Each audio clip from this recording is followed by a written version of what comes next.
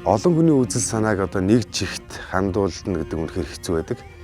Гэхдээ яг хүмүүсийн итгэл бий болсон цагт боломжгүй зүйл үгүй юм а гэдгийг бид бүхэн үнэхээр олж харсан.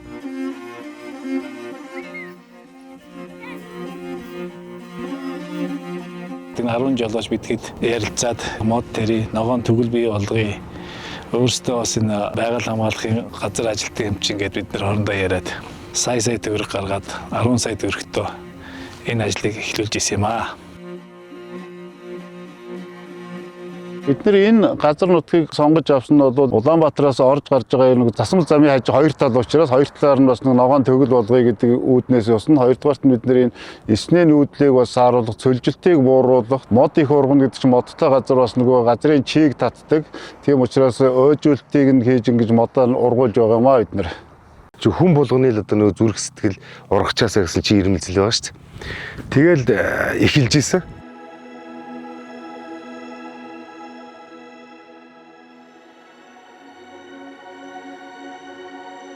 Эв нэгдэл их нутгаа гэсэн сэтгэлтэй эгэл жирийн жолооч залуус амьд ногоон хаалга байгуулахаар санаа нэгдэн төмөн модод хаалга төрийн бус байгууллагыг үүсгэн байгуулжээ.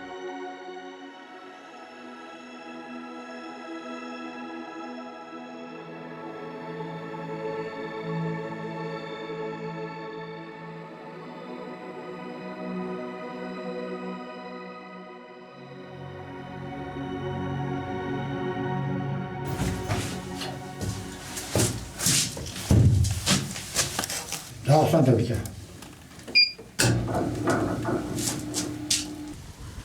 Биднэрт нэг хүндрэлтэй асуудал нь юу байсан бэ гэхээр услгааны асуудал байсан. Тэгээд одоо зөөврийн усаар услахаар ч одоо Йонкс хэрэг болж байгаа биднэрт услын систем хэрэг болж байгаа. Дээр нь услгааны машин хэрэг болж байгаа. Ингээд өрсөлдөө одоо услага бүх юм ороод 3 жилийн хугацаанд 18,000-аар нэг мод ургуулна гэдэг. Тэгээ бид хэд ард дэргэд албан байгууллагуудаар хандив цуглуулж гисэн.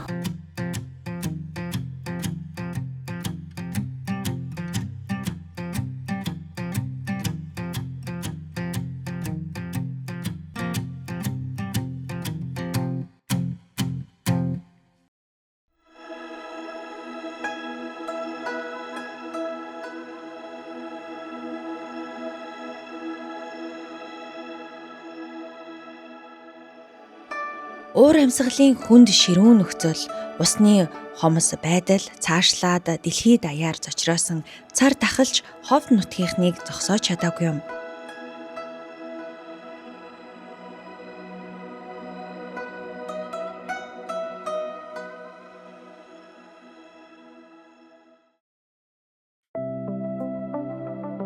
Эхлүүлэхдээ бид нар бол ямар ч мод тарих, модны анхны мэдгэдэггүнгүй байсан. Одоо бол тэрний хажууд анхны мэдгэдэггүнтэй болоод арай өөр болчиход байгаа бид нар бас.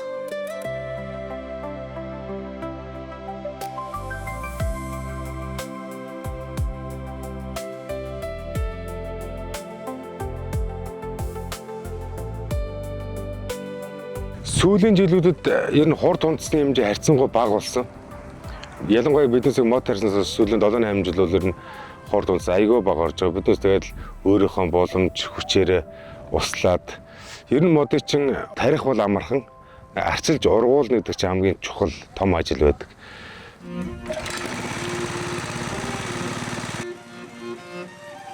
Усаа яг усны машин дээр нөгөө голоос татаж ирж байгаа учраас булангартаа ус ирнэ.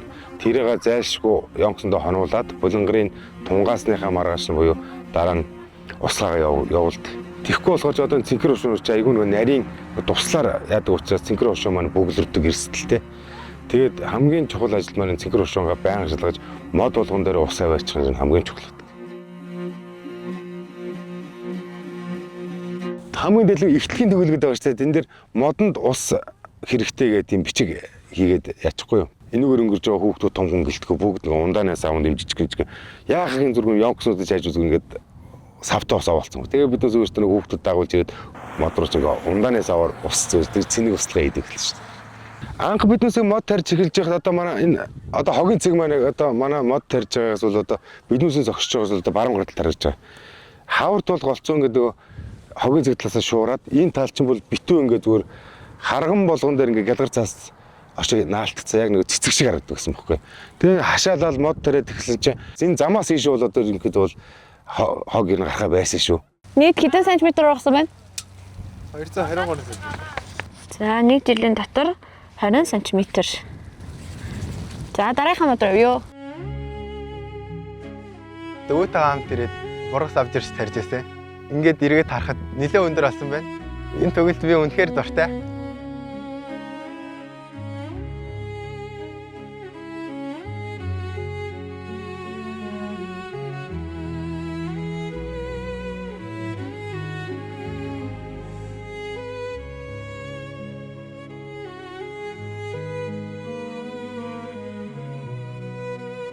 Энд харагдаж байгаа мод бүхэн өөр айлуудын өөр гайхалтай түүхүүдийг өгүүлж байдаг.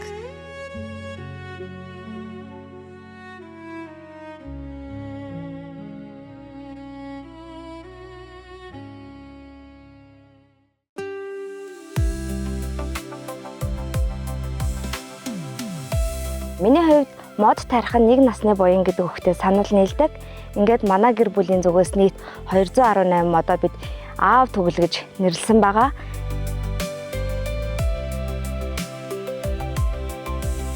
Хүүхдэд зөв үйлдвэр болох үүднээс ихтлэгээ хайрлах сэтгэлтэй зөвхөн бол чөлөөсөөсөө гэсэндээ энэ хүү мод тарих санаачлагыг баяртайгаар дэмжisээ. Хүүхдэдтэй ногоо ирээдэг өвлүүлж үдээж байгаадаа баяртай байна.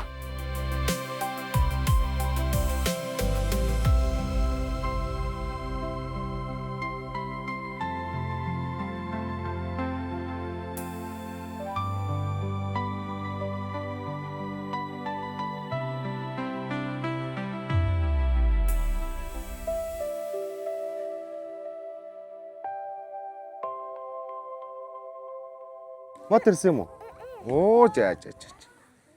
Чиний мод аль вэ? Чамд мод байна уу? Энэ чиний мод уу? Ёстой гоё ургаж байгаа юм байна шүү дээ. За, онц хүүхдүүд модоосаа ургуулаарай заа юу? Онц. Тийм штэ. Услахгүй бол мод нь гомдно те.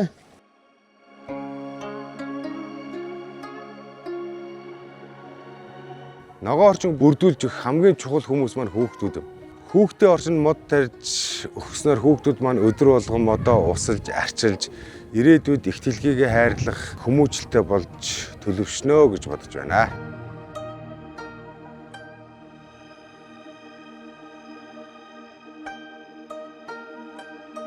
Ховдчуудын маань бий болгосон энэхүү ногоон төглийг үргэлжлүүлэн хайрлан хамгаалж авч явахын төлөө залуус бид чадах бүхнээ хийх болно.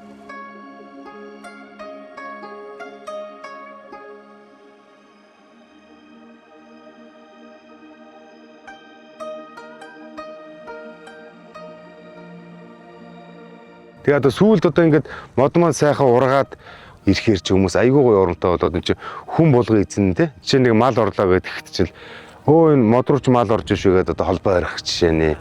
Олонний хүч оломгүй далаа гэж сайхан том ойтой болж байгаа, төгөлтэй болж байгаа одоо ховдчуудаараа бас бахархаж байна.